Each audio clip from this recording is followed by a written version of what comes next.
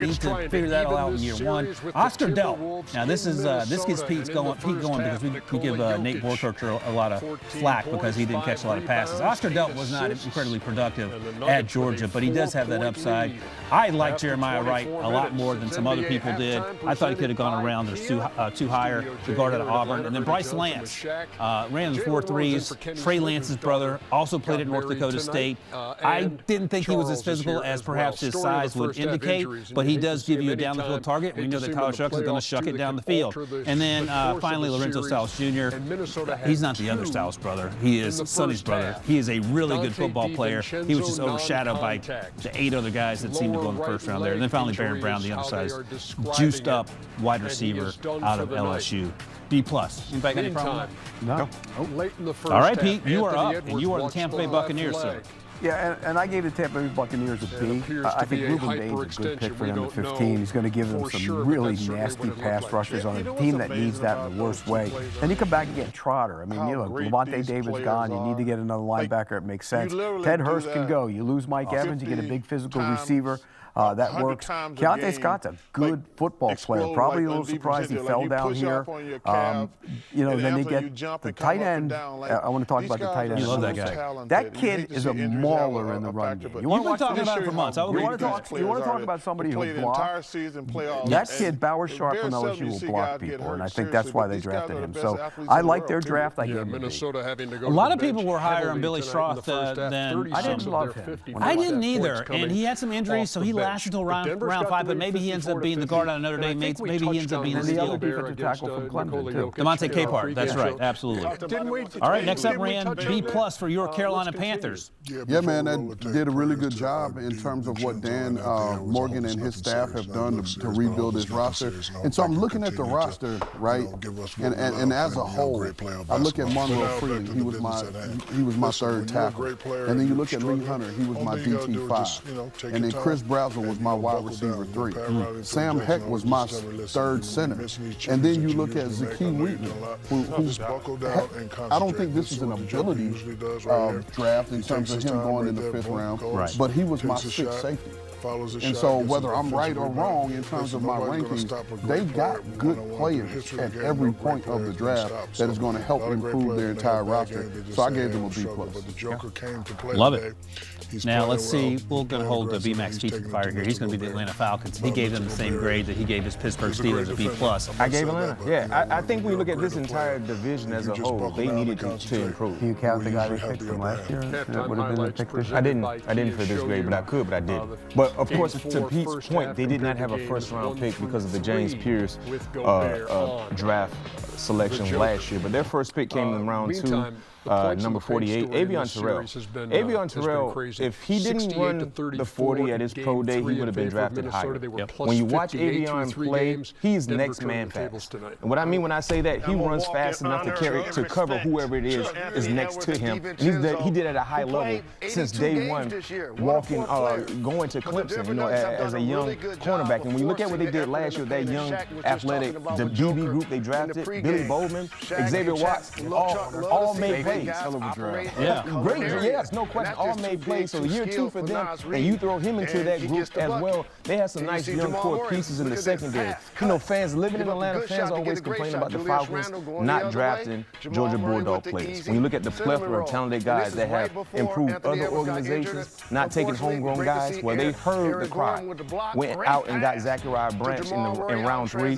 He's a joystick type of player. You can do a lot with him in the slot. He can return some kicks for you, punts for you as well. And he has that juice that you need to have in terms of speed and quickness. And then you look at the 6th round, 215, Harold Perkins Jr. Once upon a time, after his freshman campaign, many felt like he was going to be the next great defender to come out of LSU. First round defender. First round for sure. The injury happened, and they moved him around, and it really hurt his draft stock. And he was available for them in round 6. But if you're Atlanta, you see the potential, you see the ceiling there for this kid, and he still ran extremely well during his pre-draft process, the workouts and things like that. So for Atlanta to do what they did and having a minimum of 5 picks coming into the draft, but adding one more and getting 3 high-level players, in my opinion, puts them into that B+ category. And Rand, I would be remiss if I didn't shout out my guy Kendall Daniels from Oklahoma, who they also drafted. He is consider a must-win. Comes your way In a half hour, we welcome you inside Studio J in Atlanta for NBA Tip-Off presented by AT&T. Ernie Johnson, Shaquille O'Neal, Charles Barkley, and sitting in for Kenny the Jet Smith, Jalen Rose. Welcome, Jalen. Joins us tonight. Wake up, welcome. And folks are saying, so where is Kenny the Jet on a playoff night? One of the greatest nights in a man's life. Watch your daughter get married. I was going to marry her off. No, but you watch your daughter get married. And I've been down that road. Chuck, you been down that road? It ain't gonna happen over here, baby. I tell you what. Well, when Shaq started doing it, you're just gonna be a billionaire anymore. Yeah, but you're gonna be a millionaire after you have all your weddings. Shaq, Amira, I'm gonna be ours. Shakira, you bet not. Chuck, you know what a great night. Yeah, it's the greatest day of your life. Yeah. Shout out to Zach Brown, the man who loves you the most. That was Congratulations, Kenny. Oh, yeah. Very nice. Yeah. And man, this is a big night, though, man. Yes, it is. It's a big night. It is. I cannot wait for this game to start. Better not say it, Chuck. I'm gonna tell you right now. Let's get down to work. Save it. We're on TV. A Denver-Minnesota series is always tasty, but it got even spicier after Game 2. Jaden McDaniels came out, said the Nuggets were bad defenders, then proceeded to call them out by name. Brash words were followed by a Minnesota statement in Game 3, a wire-to-wire beatdown. Now we await the Denver response, and we turn to Lisa Salters, who is at Target Center in Minneapolis. So, look, Aaron Gordon couldn't play in Game 3. What's up in Game 4? Yeah, Ernie, well, David Adelman just told us that he is expecting Aaron Gordon to be available tonight, but just how effective Aaron will be able to be tonight, Coach just said, we'll see.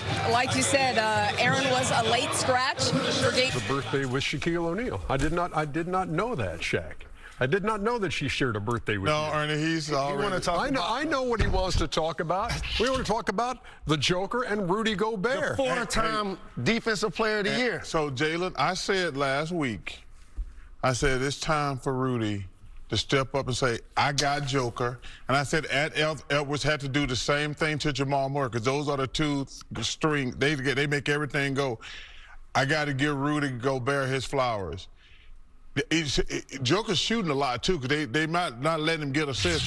He's playing. He is earning that reputation. He's guarding him mano, and you got to give him his flowers, Shaquille. I know you and Rudy ain't the best of friends. Future Hall of Fame, four-time Defensive Player of the Year. But in fairness, Jalen, this is, in my opinion. I hate when y'all do that. Give him flowers? No. I hate when y'all do that. The three-time MVP and champion. Hold on. Do you understand the law of averages? Let me explain it to you. The Joker has dominated him a lot, right? Yes. No? Okay, so he has one bad game, right? He has one bad game. He's had two. Well, okay, 2 bad games. So now you're saying Rudy is shutting him down? That's what you're saying to me right now. He has. He's shut him down. Bro, just because you miss a shot and have a bad game doesn't mean the defenses are shutting you down. He's shooting some open shots, but a couple of those highlights, those was getting blocked, Diesel. Everybody except me gets a shot block, except for Yao Ming. Yeah, Yao Ming blocked my shot 3,000. No, but you got to give him flowers, Shaq. Would you admit, though, Joker in this series shooting 40%, 21% from deep, this Joker is not having a good series, not like it's one bad game. Yeah, but when you're a great player like Joker, like Chuck, even like Jalen, we don't think people stop us. We're just off. We're just having bad games. So I don't want to listen. Well, why the hesitancy to say, hey, Rudy Gobert is a factor in this? Can I finish? Please. Rudy himself said, hey, I'm making it tough for him. You know, I'm making it hard for him. I'm trying to be in his face every shot. And that's all you can do. But when you're a guy like Joker, you're just missing shots. I'm not going to sit up here and say that Rudy Gobert shut him down. I'm never going to say that. So, hold on. But today, I want to see the Joker, the MVP, maybe MVP this year. Let me tell you something. I actually agree with you. This is a big night for the Joker. Yeah. Because if they go down 3-1, it's a wrap, in my opinion. But Rudy has shut him down. You put those stats back up there, please. Like, he's making it difficult for him, not shutting them down. See, so put the stats back up there, please. I don't know if use your adjectives correctly. He's only had one good game. But it ain't Rudy, it's Joker.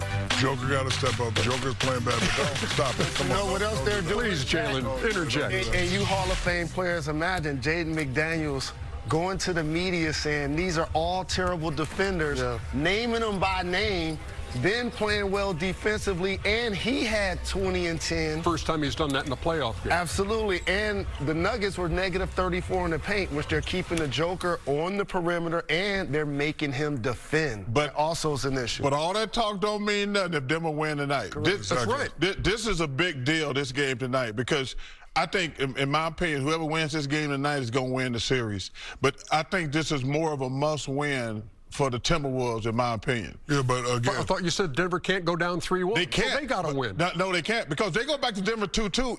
And when you I'm just trying to say, must win both for the sides. Wolves. It's a must-win for the Wolves. But you said Denver cannot afford to go down 3-1. They can't. But I'm telling you, so it's a must-win for both of them. Yes. Yeah, but I'm saying this, to me, it's a really big game for the Wolves, because if Denver loses, the series over, in my opinion.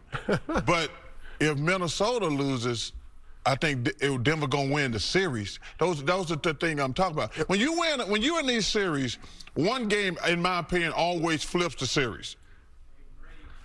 Oh, you're done. My eye test tells me that Minnesota's deeper, more versatile. They're just better. They should actually win this series, and Anthony Edwards hasn't really been dominant just yet, so that's why we want to see if Aaron Gordon's going to play today. We want to see if Jamal Murray can get off the basketball and shoot a higher percentage, the same with the Joker. They're going to need to bring more people to the party with the Nuggets. It's Jaden McDaniels' defense on Jamal Murray combined with the Joker having an off series, and that's what's got them in the 2-1 But hole. that's been Shaq always says it. We expect Joker to do his thing. The key to the Nuggets has been Jamal. Neither one of them are playing well. That's why they're down 2-1. You know, give McDaniels credit. I don't think he should have said what he said. But like I say, this is a big game tonight for both teams. But if Jamal and Joker don't play well, because he's right, Minnesota's got a deeper team. But the fact that Jake McDaniels said it and went out and backed it up, that just shows me that Minnesota has another dog. So if he plays like that and plays well and Gobert continues to affect the Joker, yes, they can win the series. But I just want you guys to use your adjectives correctly. Hey, listen, man. I'm going to use one for you. Do you feel like the Nuggets left the floor, felt like what we're saying about Jaden McDaniels, then he went out and played that he punked them? What about that? I would agree with that, but I don't like when y'all say he shut him down. Well, hold on, Chuck. Let me Joker just say this. had two bad games in a row. I don't know that anybody has said he shut him down. He just said it twice, sir. Sir. Let me just say this, Did you say yes, he shut said him that. down? You are a great player. Yes. And I was a really great player also. I never felt like somebody stopped me. Thank you. But that's my ego. Thank you. But Rudy Gobert is really, hey, he got the Joker struggling. You got to give it to him, Shaq. Like, that's the reason I don't even like that word, struggling. Frustrated, yes, but not struggling. No way. Nope. I'm not going to do it. There is Rudy Gobert, as a matter of fact. As the primary defender on the Joker, 33% Joker shooting 13 out of